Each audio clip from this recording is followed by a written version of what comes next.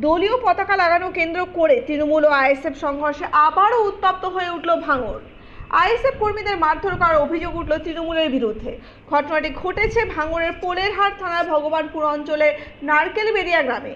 অভিযোগ, গ্রামে পতাকা লাগানোর জন্য লাঠিতে পতাকা লাগাচ্ছিলেন আইএসএফের কর্মী সমর্থকরা। সেই সময় অতর্কিতভাবে হামলা করে তৃণমূল আশ্রিত দুষ্কৃতীরা। আহত হয় 2 মহিলা সহ 4 জন আইএসএফ কর্মী। আহতদের জিরানগাছা প্রাথমিক স্বাস্থ্যকেন্দ্রে নিয়ে যাওয়া হয়েছে বলে জানা যায়। তবে আইএসএফ এর সমস্ত অভিযোগ অস্বীকার করে তৃণমূল। ঘটনা তদন্তে পুলিশ। এখানে আমরা কয়েকজন 4-5 জন হবে না পতাকা পরাচ্ছিলাম। আজকের পতাকা মারার দিন ছিল। পতাকার মানে আইএসএফের পতাকা আমরা আর কি বাঘার পরাচ্ছিলাম আর কি পতাকায় পরাতে পরাতে এবারে আমার পরানো হয়ে গিয়েছে। আমরা বসে আছি, হঠাৎ আর কি একদল আর কি টিএমসির গুন্ডা বাহিনীরা এসেই আসামকে এসে আমাদের মানে মারধর করে গেল। মানে পতাকা পরানোর উদ্দেশ্য করে আইএসএফের পতাকা। ওরা বলে পতাকা এখানে মারা যাবে না। পতাকা তোরা মারলি কেন? পতাকা তো মারা যাবে না, কই এখানে পতাকা মারার জায়গা না, এরকম বলে আসামকে এসে মারধর করেছে। আমি আর কিছু বলতে পারিনি।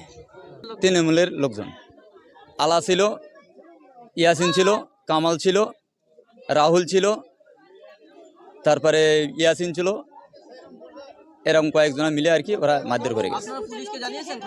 হ্যাঁ, থানায় অভিযোগ করেছে, অভিযোগ জানিয়েছে। এখন ঠিক এসে উঠেনি, পুলিশ এখন এসে উঠেনি। তো আইএসএফ মানে 2-1টা জায়গায় যারা পায়ে পা তুলে দিয়ে ঝামেলা তৈরি করার চেষ্টা করছে। কারণ তৃণমূল কংগ্রেসের ওই সংস্কৃতি নেই। গণতান্ত্রিকভাবে তৃণমূল কংগ্রেস লড়াই করছে।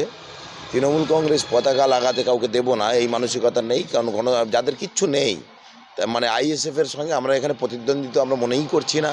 আমাদের লড়াইটা বিজেপির সঙ্গে। অতএব ভাঙড়ের মানুষ বুঝেছে এই বিজেপির বিরুদ্ধে কীভাবে লড়তে হবে এবং বিজেপির বিরুদ্ধে কারা প্রকৃত লড়াই করছে। মমতা বন্দ্যোপাধ্যায় যে লড়াই সংগ্রাম করছে, আমাদের লড়াইটা কিন্তু এবারে এনআরসির বিরুদ্ধে, বিজেপির বিরুদ্ধে। অতএব এখানে কোনো এই আইএসএফের দলের কে ফ্ল্যাগ লাগাচ্ছে না লাগাচ্ছে এ নিয়ে কারো মাথা ব্যথা নেই। ওরা নিজে থেকে প্ররোচনা তৈরি করছে এবং পায়ে পা তুলে দিয়ে ঝামেলা তৈরি করার চেষ্টা করছে আইএসএফ নিজেই। কারণ ওরা বিগত দিন আপনারা দেখেছেন যে ভাঙড়ে ওরা কোথায় কোথায় ঝামেলা করেছে, কী কী করেছে। ওদের এই ঝামেলা করার সংস্কৃতিতে ওরা থাকবে। আমরা আমাদের কাজ করছি, গণতান্ত্রিক প্রক্রিয়ায় মানুষের জন্য কাজ করব, এটা হচ্ছে আমাদের লক্ষ্য। নির্বাচন কমিশনের জন্য সুবিধা তো অ্যাপে যে কেউ অ্যাপ্লাই করতে পারে। নিশ্চয়ই নির্বাচন কমিশন তদন্ত করবে, যারা দোষী আছে, যারা শাস্তি পাবে, তাতে কী আছে।